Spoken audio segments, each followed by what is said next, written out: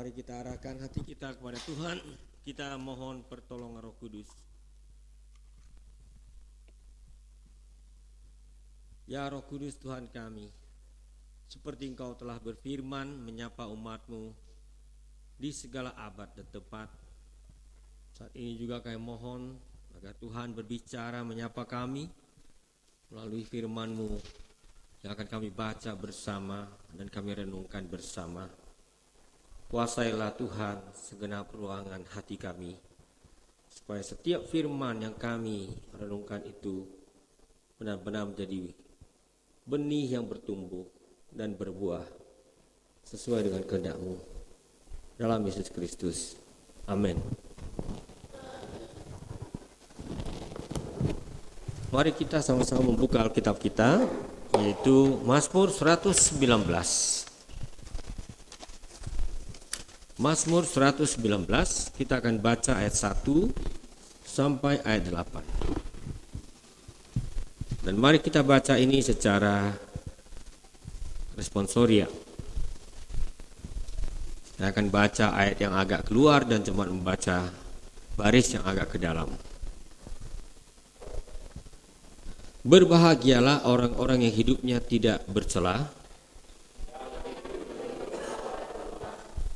Berbahagialah orang-orang yang memegang peringatan-peringatannya, mencari Dia dengan segenap hati, yang juga tidak melakukan kejahatan, tetapi yang hidup menurut jalan-jalan yang ditunjukkannya. Engkau sendiri telah menyampaikan titah-titah-Mu, supaya dipegang dengan sungguh-sungguh. Sekiranya hidupku tentu untuk berpegang pada ketetapan-Mu, maka aku tidak akan mendapat malu. Apabila aku mengamati segala perintah-Mu, aku akan bersyukur kepadamu dengan hati jujur. Apabila aku belajar hukum-hukum-Mu yang adil, aku akan berpegang pada ketetapan-ketetapan-Mu. Janganlah tinggalkan aku sama sekali. Demikian pembacaan firman Tuhan kita. Berbahagia kita semua yang mengaminkan firman Tuhan ini. Amang dan Idang sekalian, saudara-saudara dalam nama Tuhan Yesus Kristus, selamat hari Minggu buat kita semuanya. Shalom. Bersuka cita kita bisa beribadah kembali pada minggu hari ini. Dan tadi saya mendengarkan warta jemaat, bahkan sinyal-sinyalnya menunjukkan bahwa kita ini sudah tidak lagi muat untuk beribadah serentak di 1 jam ibadah. Dan kiranya dengan hikmat Tuhan ini membuat kita semua bisa memutuskan, supaya dengan demikian ketika kita sama-sama membuka firman Tuhan, menyembah Tuhan di dalam roh dan kebenaran, itu kita lakukan benar-benar dengan maksud untuk diberkati oleh Tuhan melalui firman, melalui pujian yang disampaikan.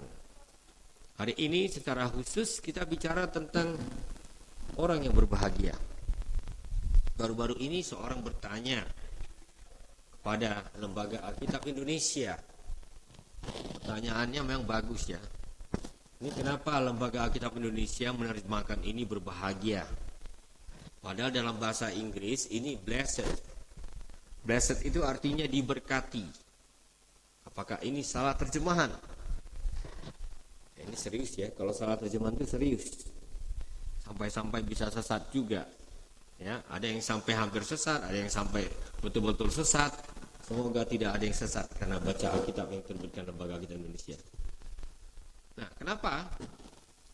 Karena pada akhirnya kita semua harus kembali lagi kepada apa yang dikatakan oleh teks sumbernya. Ya. Ini teks sumbernya adalah dalam bahasa Ibrani. Dan dalam bahasa Ibrani kata Ashre itu memang artinya ya bersukacita, berbahagia, hidup di dalam kelimpahan kehadiran Tuhan itu.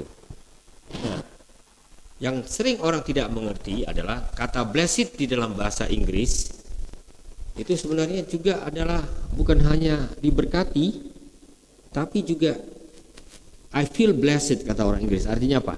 Wah, aku gembira, penuh sukacita karena hal-hal yang terjadi dalam hidup ini. Ya. Nah, hari ini kalau kita bicara tentang berbahagialah, tentu yang dimaksudkan ini bukan hanya rasa gembira yang sebentar. Tentu ada hubungannya dengan Tuhan. Karena kebahagiaan yang sejati itu kita tahu sumbernya adalah dari siapa? Dari Tuhan kita. Jadi orang yang beriman, termasuk yang menuliskan Mazmur ini, saya kadang-kadang takjub ya kalau pikir-pikir lagi, wah, ini saya tidak kenal namanya ini, siapa yang nulis ini. Mungkin Daud, mungkin juga orang lain. Tapi ini semua terkumpul dalam kitab Mazmur. Dan usianya ini sudah pasti lebih dari 2000 tahun yang lalu. Dan di situ dia berani mengatakan, orang yang berbahagia itu adalah orang yang hidup menurut Taurat Tuhan. Apa maksudnya menurut Taurat Tuhan? Kadang-kadang kita ini bisa salah mengerti. Taurat itu tidak sama dengan hukum. Taurat itu lebih luas dari hukum. Kalau disebut Taurat dalam bahasa Ibrani adalah Torah, itu artinya apa? Arahan Tuhan, petunjuk Tuhan. Di dalam petunjuk Tuhan itu pasti ada hukum juga, ada peraturan. Tapi yang dimaksudkan petunjuk itu pasti lebih luas daripada sekedar memenuhi peraturan atau hukum. Nah, disinilah kita belajar dari Mazmur yang sangat panjang ini. Kita sama-sama sadar ya, ini adalah pasal terpanjang di dalam Alkitab kita, ya, paling panjang ini. Berapa isinya? Berapa ayat? Berapa? Berapa ayatnya? Berapa? Oh, gampang sekali menghitungnya. Huruf Ibrani ada 22. Jadi kalau dikali dengan 8 baris, berapa? Matematika sederhana. 176.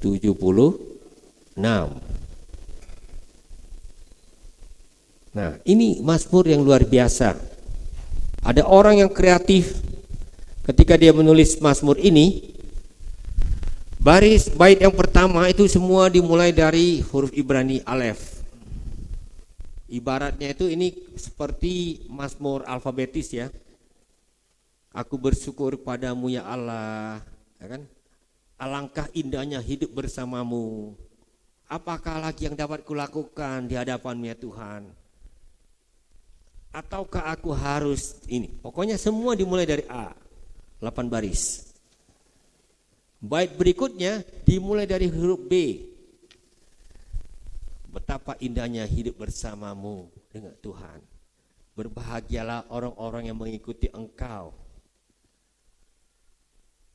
Dan seterusnya. B. Sampai huruf Ibrani yang terakhir itu, huruf Ibrani yang terakhir itu bukan Z ya, tapi Shin. Dalam bahasa Ibrani itu disebut Shin, SY. Kalau sudah sampai SY agak sulit juga ini dalam bahasa Indonesia mau ditiru. Apa ini ya? Kalau Z, apalagi Z, waduh apa ya? Mau dimulai dari Z apa ya? Dimulai dari Z. Zaman telah berganti. Kayak gitu ya. Ya apalagi susah sekali ini ya. Nah, tapi begitulah kreatifnya. Kenapa? Karena dia mau katakan hidup ini A sampai Z itu adalah hidup di dalam terang firman Tuhan. Nah ini dia indahnya. Jadi A sampai Z ceritanya itu adalah cerita perjalanan kita bersama dengan Tuhan kita. Ya. Jadi sampai napas terakhir hidup kita, orang beriman itu diharapkan hidup di dalam terang kebenaran firman Tuhan.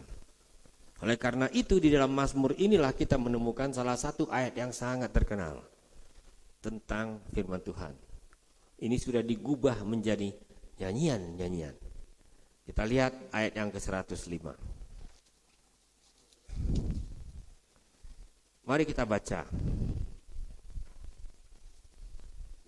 Firman Tuhan 119, Mazmur 119 ayat 105. Kita baca bersama-sama. Kita mulai. Firman-Mu itu pelita bagi kakiku dan terang bagi jalanku. Singkat, padat, jelas. Itu artinya apa?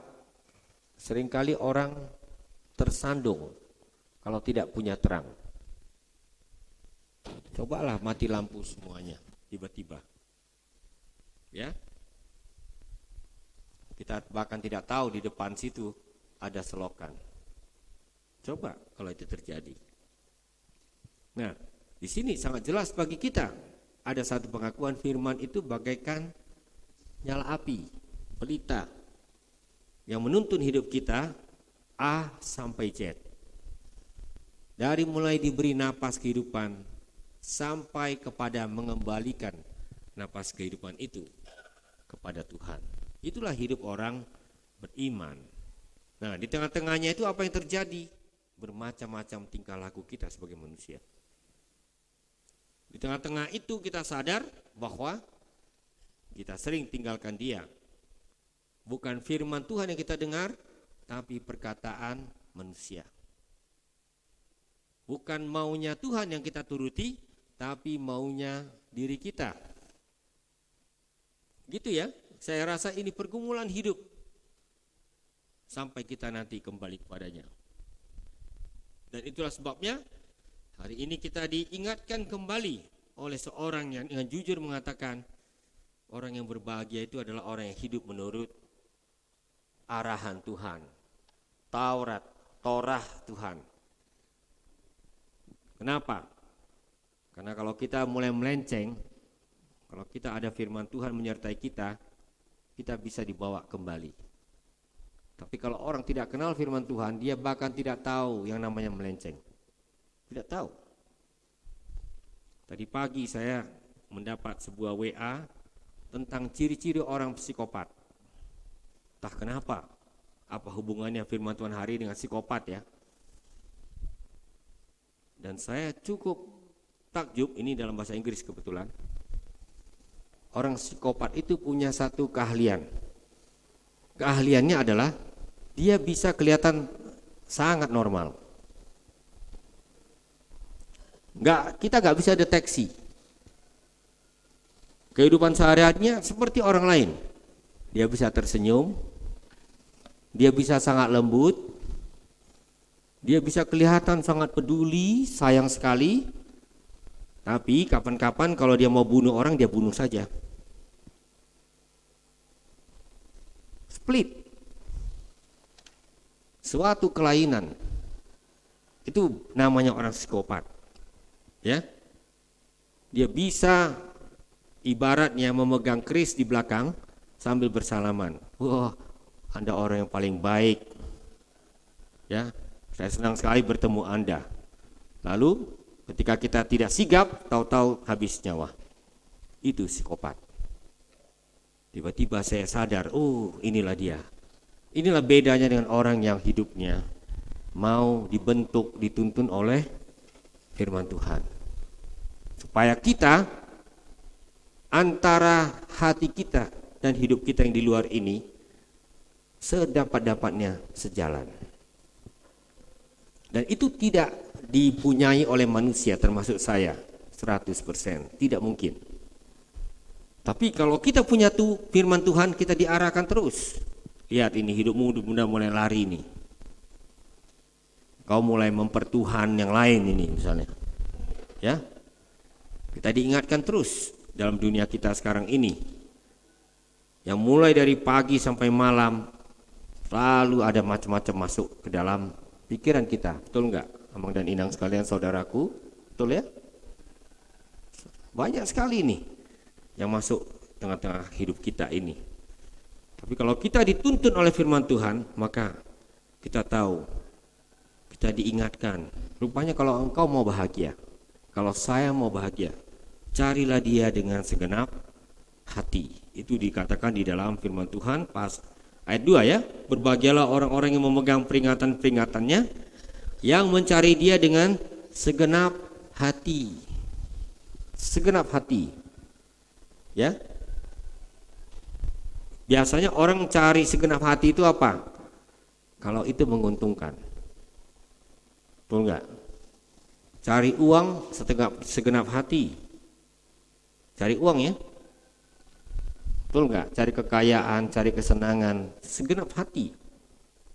Cari Tuhan mungkin sepertiga hati. Nah, kita diingatkan sangat mudah hati kita ini terbelah. Luar biasa ya cara dia mengatakan itu mencari Tuhan dengan segenap hati. Nah, itu yang membuat kita sadar rupanya tidak ada pernah kata selesai. Karena kita enggak utuh manusia ini. Sebagai pendeta pun saya tidak utuh. Selalu ada yang merebut perhatian saya.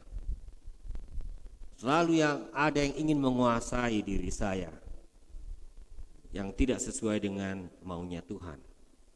Itu setiap hari kita selalu berhadapan dengan godaan-godaan itu. Tidak ada satu hari tanpa pilihan-pilihan seperti itu, ya. Jadi itu yang membuat kita memerlukan petunjuk, arahan. Saya berulang kali mengatakan dan tidak bosan-bosannya. Walaupun kita sudah tahu firman Tuhan tetap menyapa kita tanpa bosan-bosannya. Kenapa? Karena tiap hari beda komitmen kita kepada Tuhan. Hari Minggu agak penuh ya. Hari Senin berkurang sedikit. Sampai hari Kamis nggak tahu lagi seperti apa. Jadi itu yang membuat kita harus rendah hati dan kembali berpaling kepada firman Tuhan ini. Karena firman Tuhan ini bukan percuma ya, bahwa ini sudah dipelihara lebih dari 2.500 tahun ya. Bagi saya ini suatu firman yang ajaib. Ya. Kalau khotbah ini didengar dan bisa berlangsung 5 hari, haleluya, puji Tuhan. Ya, jangan-jangan 5 jam lagi kalau ditanya, "Baya ada rakin jamita, nai jamita honang penditaan marcen." Oh itu ate, udah nggak tahu lagi isinya apa, ya kan? Andai kata ada ilustrasi menarik, mungkin itu yang diingat. Adung bah, tadi ngot tuh ada biang, biangnya itu yang diingat. Ini dia. Tapi firman ini sudah terbukti, teruji. Ya. Bisa mempunyai sesuatu dari 2.500 tahun yang lalu itu, jangan pikir itu soal gampang. Ajaib, terlalu ajaib menurut saya. Dan itu masih memelihara hidup kita sampai pada saat ini. Nah, firman Tuhan di tempat yang lain mengatakan, mari kita buka 2 Timotius pasal 3. Ini ayat terkenal ya tentang firman Tuhan. Mari kita buka bersama-sama.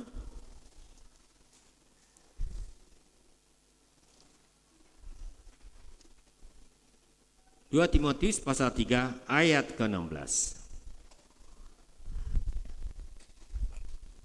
Kalau sudah ketemu kita akan baca ini bersama-sama ya. Sebentar.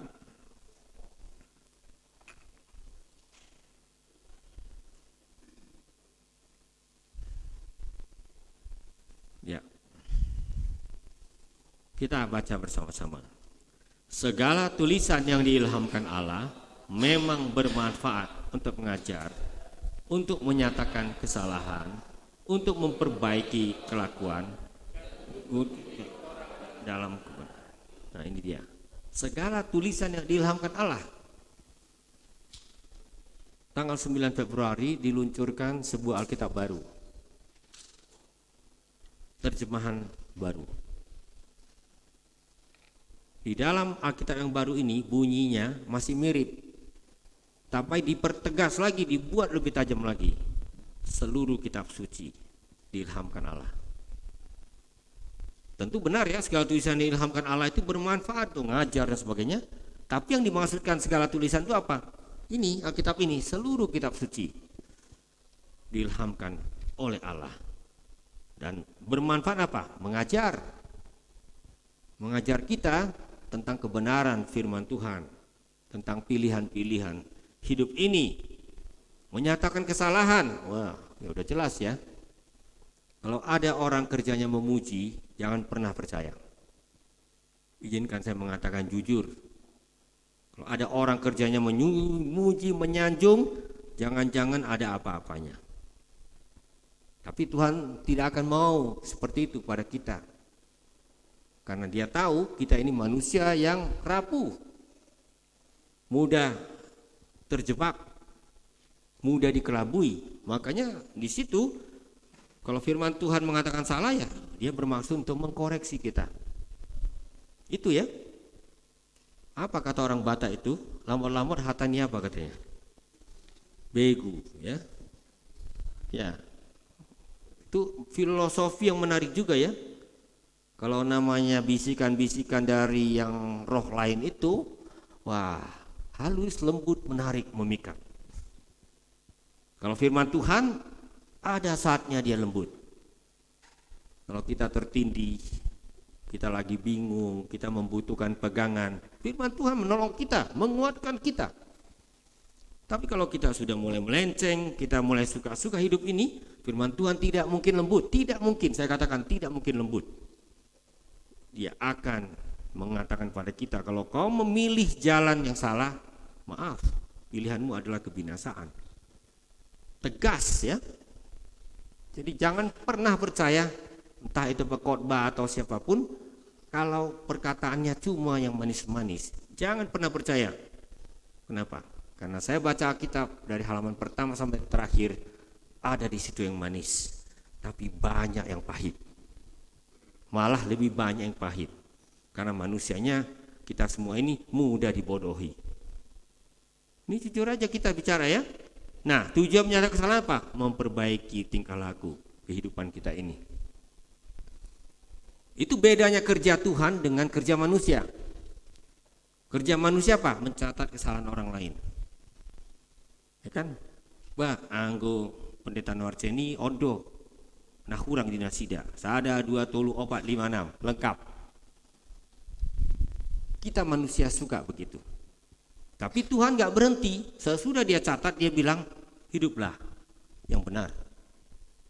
Jadi selalu kritiknya itu kritik yang konstruktif. Itu istilah kita zaman sekarang ini.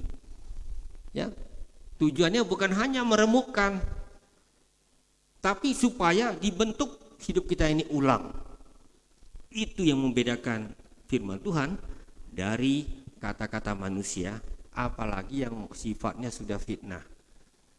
Karena orang kalau memfitnah kan tujuannya menghancurkan orang lain, titik. Itu aja, kalau udah hancur senang dia, berhasil aku katanya. Dia nggak tahu di atas sana Tuhan bilang, gagal kau, 100% kau gagal. Itu cara pandang yang amat berbeda ya. Lalu apa? Sesudah orang diingatkan, diperbaiki, lalu apa? Dididik di dalam kebenaran. Ini indahnya. Kita baca tadi Mazmur paling panjang itu intinya sama, supaya kita dididik di dalam kebenaran. Karena dunia kita ini sangat banyak yang palsu. Dan saking pintarnya, yang palsu itu kelihatan asli. Itu. Saya itu sering kadang-kadang mengunjungi situs-situs kuno, ya, termasuk di Israel sana. Kadang-kadang kalau kita pergi ke pasar atau kemana, bisa itu ya, diciptakan tiruannya yang bikin kita terpesona, begitu mirip, ya, sehingga harganya jadi melambung tinggi. Seperti itulah. Tapi kalau kita sudah mengenal yang tulen, kita akan tahu ini aspal asli tapi palsu. Nah, Tuhan itu tidak ingin mempermalukan kita. Tapi firman Tuhan, kejujuran firman Tuhan mengatakan ya, hiduplah. Lebih bagus hidup apa adanya. Hidup dengan segala kekurangan kita tapi otentik, daripada hidup kelihatannya saleh 1000% tapi 1000% juga palsu. Ini tantangan buat kita semuanya ya. Bagaimana menjadi orang-orang yang ya aslinya memang orang berdosa. Orang berdosa kita semua aslinya. Karena itu nggak usah berlagak saleh berlebihan. Saya juga tidak mau seperti itu. Tapi kita sadar itu, kita tuntun firman Tuhan dan kita katakan sesungguhnya yang asli itu, yang benar itu adalah firman Tuhan sendiri. Nah, jadi dalam rangka itulah maka terjemahan-terjemahan Alkitab pun diremajakan supaya orang ketika baca Alkitab jangan salah mengerti. Tadi saya sudah sebutkan tanggal 9 Februari diterbitkan satu Alkitab yang baru. Rupanya orang tidak sadar Alkitab kita ini bahasanya makin lama makin tua. Bayangkan ya, terjemahan Alkitab pun bisa makin tua, bukan hanya manusia yang makin tua. Apakah ada orang di sini pernah baca kata ganja dalam Alkitab? Ini paling gampang ini kalau mau bikin survei, bukan hanya survei jam ibadah ya. Coba bikin survei, siapa yang pernah baca kata ganja dalam Alkitab? Kalau jawabnya jujur, belum. Nah, sudah tahu itu, belum pernah baca Alkitab sampai tuntas. Karena kalau dia baca Alkitab sampai tuntas, pasti ketemu beberapa kali kata ganja. Ya. Dalam Alkitab ada kata ganja, tapi itu nggak ada hubungannya dengan narkoba. Karena yang dimaksudkan ganja itu bagian dari tiang bangunan. Nah, ini yang diperbarui ya, sehingga kata ganja di situ diganti dengan kata tiang atau kata balok sesuai dengan konteksnya. Seperti itu. Semuanya perlu diperbarui ulang supaya firman Tuhan ini tetap segar menyapa kita. Dan kita bersyukur sekali karena penerbitan Alkitab baru itu diluncurkan bersama-sama baik oleh kardinal maupun ketua umum Lembaga Alkitab Indonesia. Artinya, oke, kita berbeda ya, GKPI berbeda dengan Katolik, Advent dan sebagainya, Bala Keselamatan. Tapi kalau sudah bicara soal Alkitab, ini mempersatukan kita sebagai orang yang percaya pada Tuhan. Nah, sesudah diluncurkan dalam acara yang meriah, bagi saya bukan meriahnya yang penting. Semua kemeriahan, termasuk pesta-pesta anak-anak manusia, itu hari ini meriah, besok sudah sepi. Betul nggak? Jadi nggak mungkin kita hidup dalam suasana pesta setiap hari, tidak mungkin. Pengantin pun jadi raja dan ratu cuma satu hari, kecuali dia mau menjamu sampai 1 bulan, ya terserah. Jadi hidup ini bukan hidup di dalam mimpi-mimpi saja.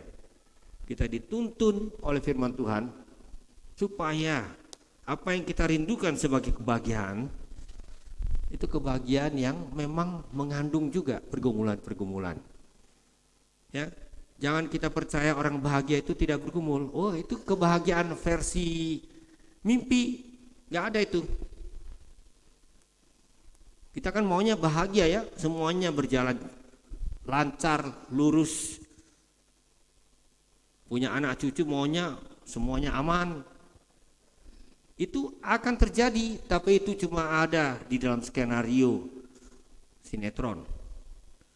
Nah, sinetron aja alurnya sengaja dibuat seru supaya orang nonton. Jadi dalam hidup kita memang begitu. Menarik sekali ketika Tuhan mengatakan berbahagialah. Dia bukan mengatakan, oh berbahagia karena hidupmu sudah aman-aman, semuanya beres. Bukan. Dia mau mengatakan berbahagia kalau engkau punya pegangan, kalau engkau mempunyai hubungan yang hidup dengan Tuhan. Kenapa? Kapan-kapan engkau jatuh, engkau bisa diangkat kembali oleh Tuhan. Kapan-kapan engkau lari, bisa lagi dipanggil oleh Tuhan kembali. Itu bahagianya. Di situ bahagianya kita. Kapan-kapan kita bangkrut hidup ini, nggak hancur semuanya, karena bukan itu yang menentukan seluruhnya.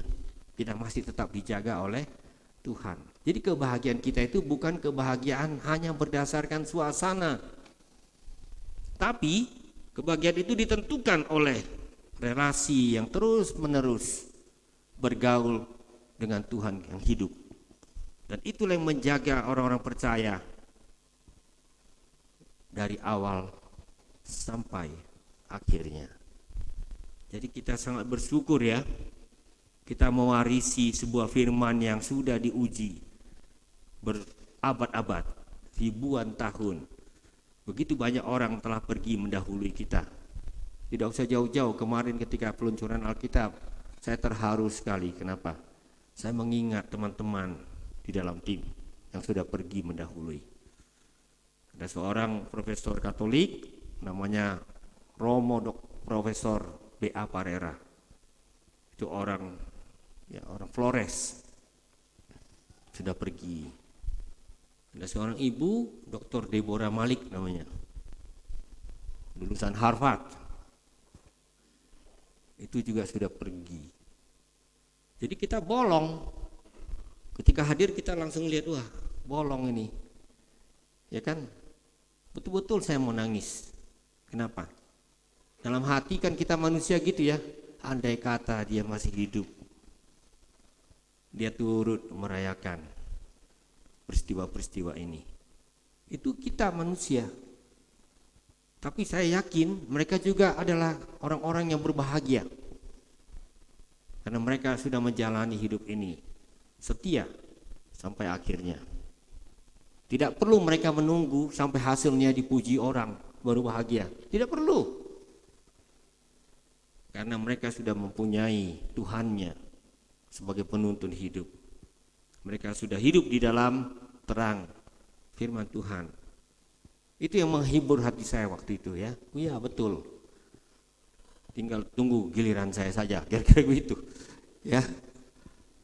Jadi indah sekali sebenarnya kalau kita percaya sama Tuhan. Kalau kita membaca firman Tuhan, selalu kita tahu yang akan bertahan itu bukan kita. Yang akan bertahan itu adalah terang tadi yang kita katakan, pelita bagi kakiku, ya, terang bagi jalanku. Itu akan bertahan. Nanti kita sudah tinggal nama, doa dan harapan kita semua ini tetap menuntun anak kita, cucu kita, cicit kita, masih terus dituntun oleh firman Tuhan ini. Ini sangat dibutuhkan di dunia kita saat ini. Saya betul-betul yakin ini sangat dibutuhkan di dunia kita saat ini. Karena dunia kita sekarang adalah dunia yang mengelabui kita. Saya tidak negatif ya. Kemarin saya tersentak. Ya, walaupun saya pendeta ini gayanya kampungan, gak apa-apa kampungan. Ya, gak gemerlap gayanya. Tapi saya belajar, gak pernah berhenti saya belajar. Dan salah satu pelajaran yang saya peroleh adalah teknologi kecerdasan buatan, artificial intelligence. Itu makin lama makin hebat. Dan makin lama akan menentukan jalannya hidup manusia. Sekarang ini baru mulai. Menurut saya ini baru mulai, tapi sudah membuat kita takut. Suara saya ini dengan artificial intelligence bisa ditiru 100% sama. Ahli teknologi manapun tidak sanggup mengatakan itu bukan suara pendeta Anwar Chen. Bukan menakut-nakuti, ini fakta. Saya sampai tertegun. Wah, berarti kalau nanti ada suara yang meniru suara saya mengatakan tinggalkan Tuhan Yesus, orang percaya itu dari Anwar Chen. Sudah murtad dia katanya. Itu hebatnya kemajuan manusia. Kita hidup dalam zaman seperti itu, Amon dan Inang. Ya. Sebagai pendeta yang biasa-biasa saja, saya membaca tanda-tanda zaman ini dan mengatakan semakin perlu kita mempunyai hubungan yang asli dengan Tuhan, otentik dengan Tuhan. Semakin perlu sebenarnya dalam keluarga ini kita saling menyapa, karena suatu hari kelak suara kita akan ditiru 100%, betul-betul nggak ada bedanya sedikit pun. Ini masih tahun 2023 ya, 20 tahun lagi saya tidak tahu seperti apa lagi nanti ini akan terjadi. Dan itu makin menakutkan. Memang artificial intelligence itu adalah salah satu teknologi yang paling hebat di dunia. Dan itu juga yang paling menggentarkan banyak orang saat ini. Oleh karena itu, mari dalam kondisi seperti ini kita tetap pegang hal-hal yang paling dasar, arahan-arahan dalam Tuhan yang kita terima melalui pembacaan firman Tuhan. Kiranya Tuhan terus menolong kita, menuntun hidup kita, menjaga kita sampai pada akhir hidup kita. Tuhan memberkati.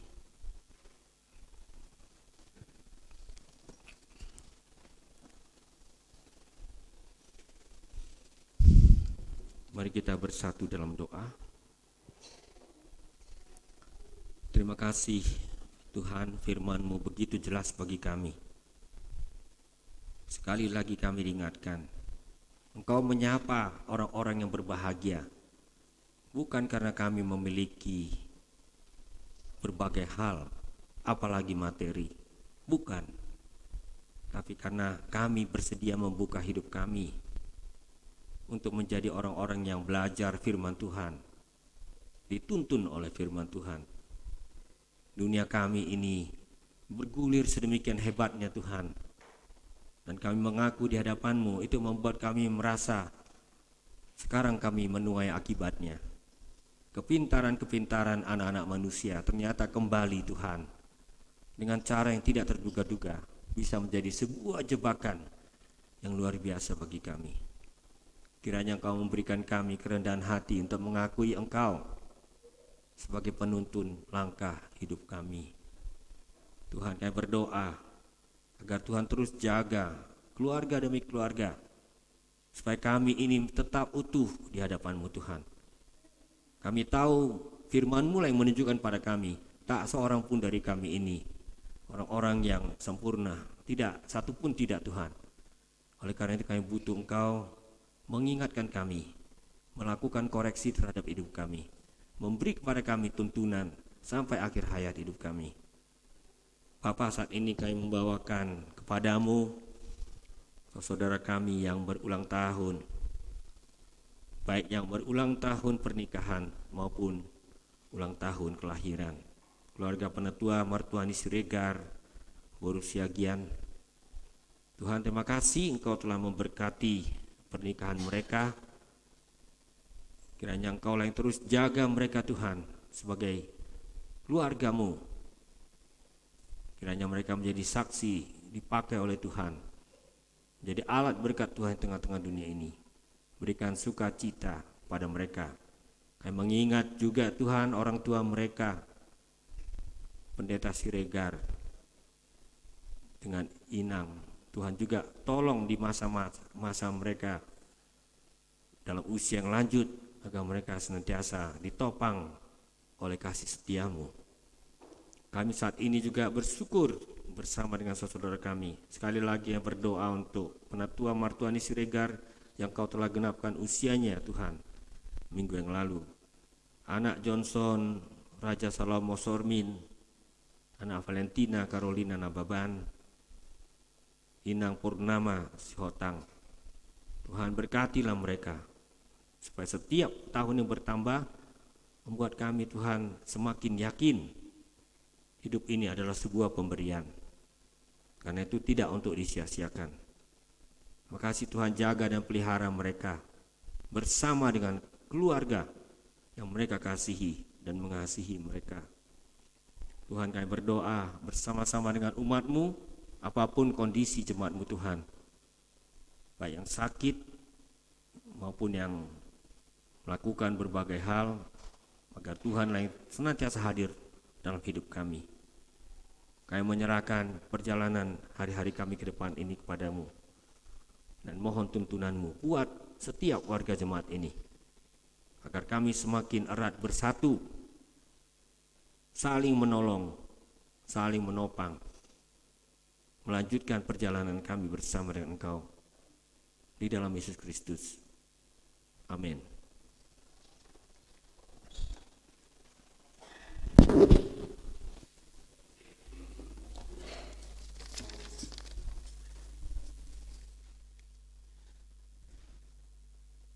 Kita kita memuji Tuhan dari PKJ 146.